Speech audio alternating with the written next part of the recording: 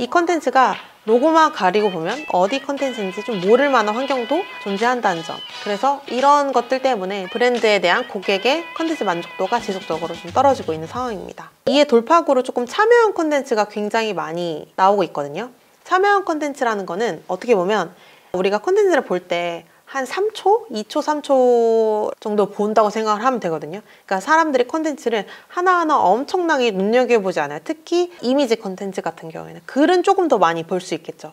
그런데 이제 시각적인 거는 컨텐츠는 그렇게까지 고객이 오랫동안 보지 않아요. 그러면 어떻게 해야 될까요? 어쨌든 컨텐츠를 깊게 봐야지 우리 브랜드의 제품을 뭐 구매를 한다거나 브랜드 호감도와 인지도가 높아지는 단계에 이르는데, 이제 컨텐츠를 너무 빠르게 스킵을 하다 보니까 이거가 조금 문제가 될 수가 있잖아요. 그래서 이거에 대한 대안 방안으로는 참여형 컨텐츠가 굉장히 많아졌거든요. 참여형 컨텐츠는 이제 플랫폼들에서 제공하는 그런 기능들을 활용하는 것도 있고, 뭔가 생각하는 부분, 지점들을 만들어놔서 이 컨텐츠가 3초가 아니라 한 10초, 20초까지 볼 수 있게끔 만들어 놓은 세팅을 거의 참여형 컨텐츠로 요즘 다 포함을 시키고 있거든요. 그래서 선제적으로 고객이 궁금해할 법한 뭔가 정보를 제공한다던가 이런 것들도 어떻게 보면 사람들 참여형 컨텐츠의 일부분으로 좀 간주를 하고 있습니다. 여러분들이 이제 컨텐츠를 발행하실 때 브랜드도 마찬가지인데 가장 어려워하는 부분이 또 그거예요. 그러면 우리가 지금 당장 구입 고객이 아니라 잠재 고객을 좀 확보하는 목표, 브랜드 인지도를 확보하는 목표에 있다면 어떤 컨텐츠를 발행을 하는 게 좋을까요? 라고 했을 때 첫 번째로는 타겟 설정이 굉장히 중요합니다. 그 이유는 이 컨텐츠를 소비할 고객의 모습이 보이지 않는 상태로 컨텐츠를 발행을 하다 보면 표현의 뭐 재미를 많이 추구를 해봤자 투자 대비 효과가 떨어질 수밖에 없습니다. 왜냐하면 타겟을 설정하지 않는 상태에서 그냥 정보만 훅훅 던져버리면 이게 그 누구에게도 닿지 않을 수 있는 컨텐츠가 될 수 있기 때문이에요. 그렇기 때문에 타깃을 정하는 게 굉장히 중요하고, 10만 명, 20만 명을 타깃으로 하면 사실 너무 광범위해서 어떻게 타깃을 설정해야 되냐라는 그런 물음표가 생길 수가 있는데, 그럴 때는 찐팬, 찐 고객의 한 명을 떠올려 보면 좋습니다. 그리고 만약에 이것조차 어렵다 그러면 구매 직전에 고객들이 필요한 컨텐츠 중점적으로 먼저 발행을 해보는 게 좋을 것 같습니다.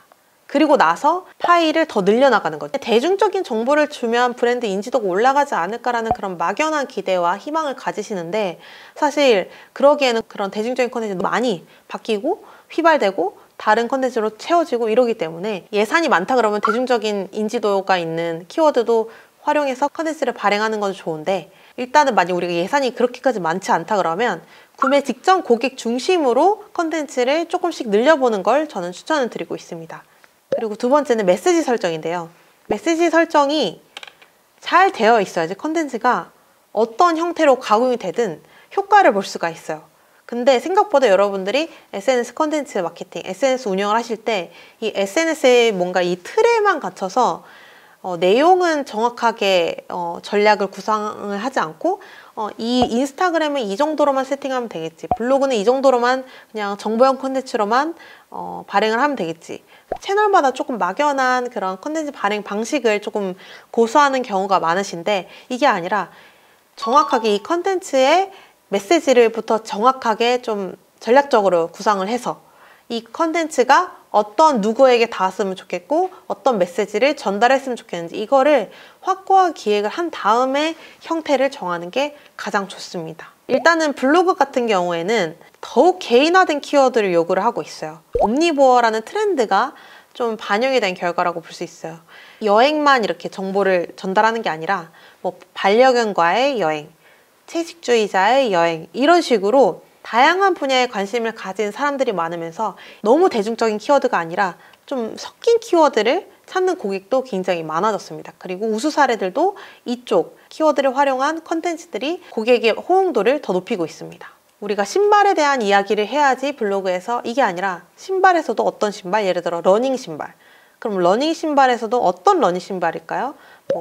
5살 이하의 남자아이를 위한 러닝 신발, 이런 것들이 될 수가 있겠죠. 이런 식으로 요즘에는 이제 블로그 컨텐츠 같은 경우에도 주제를 점점 더 좁히는 이쪽 롱테일 키워드 쪽의 트렌드가 유지가 되고 있습니다. 이런 대중적인 뭔가 정보는 AI가 이제 요즘에 대체를 해주잖아요. 그리고 정보는 대체가 가능하잖아요. 그래서 더 정교하고 조금씩 더 세분화된 키워드로 컨텐츠를 발행하시면 만족도를 훨씬 더 높일 수 있는 전략이 될 수 있습니다.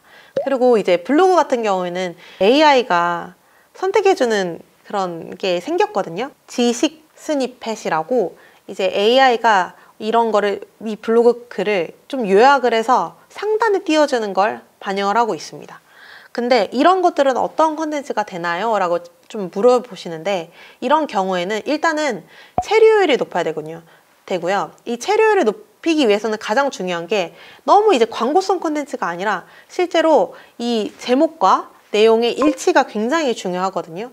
근데 아니고 광고형이나 뭐 홍보성이 강해요. 아니면 주제와 좀 생뚱맞은 컨텐츠를 안에 포함하고 있어요. 이러면 이탈이 됩니다. 그리고 예전에는 상위 노출이 되면 어느 정도 매출이 높아진 게 확실했거든요. 근데 요즘에도 상위 노출이 되면 당연히 좋긴 합니다. 그렇지만 상위 노출을 했는데도 불구하고 매출이 연결이 안 되는 경우가 굉장히 많습니다.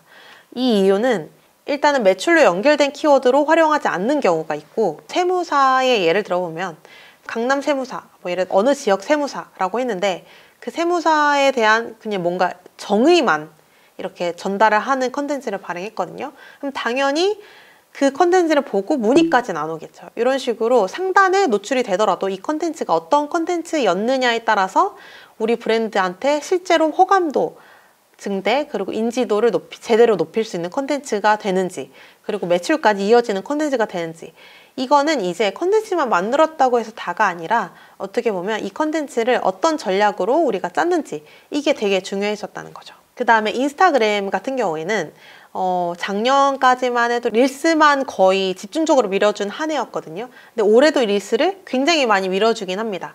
그런데 이제 저품질 릴스가 좀 많아지면서 짧은 릴스는 이제 우리 밀어주지 않겠다라고 이야기도 했고, 릴스도 중요하지만 우리 다른 컨텐츠, 카드뉴스, 뭐 스토리 기능, 뭐 하이라이트 기능, 이런 거 전반적으로 다 보겠다라고 말한 추세입니다. 그래서 이런 것들을 다 적극적으로 플랫폼 안에 있는 기능들은 되게 다양하게 있는데, 이런 것들을 굉장히 적극적으로 활용한 이런 브랜드 계정, 비즈니스를 위한 계정이 고객의 만족도를 높이고 또 좋은 그 계정 운영의 형태가 되지 않을까라고 생각을 합니다. 그 다음으로는 유튜브는 릴스만으로도 이제 성장 기회가 있어요. 요즘에는 릴스로 하면 어때요? 좀 휘발성이 굉장히 높잖아요. 그래서 브랜드의 경험을 모든 걸 전달하기에는 굉장히 부족한 컨텐츠 유형이긴 해요. 왜냐하면 숏폼이 굉장히 너무 짧기도 하고 너무 다양한 컨텐츠에서 우리의 숏폼은 사실 기억되기가 굉장히 어려워요.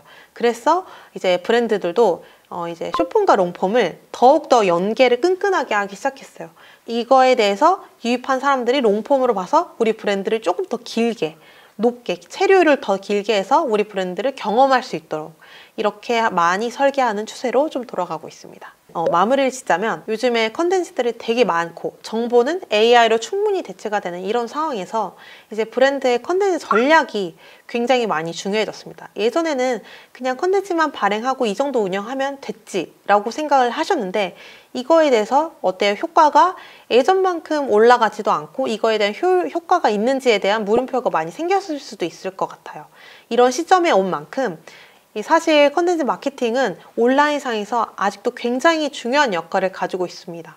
사실 요즘 사람들이 컨텐츠는 그래도 찾아보거든요. 근데 아직까지 광고랑 홍보에만 너무 치우친다면 우리가 이렇게 어쨌든 광고 홍보가 경쟁이 높아지는 이런 상황에서 이렇게 꾸준히 두각을 내기는 굉장히 어렵습니다. 그렇기 때문에 컨텐츠 마케팅을 통해서 우리 브랜드를 제대로 알리고 고객이 우리 브랜드를 찾아보고 이렇게 진정성 있는 콘텐츠를 잘 발행했구나 라고 브랜드를 더 신뢰하고 호감도를 높이게 하는 이런 콘텐츠를 통해서 여러분들의 브랜드와 비즈니스가 컨텐츠 마케팅의 힘을 굉장히 많이 받는 곳이 되셨으면 합니다.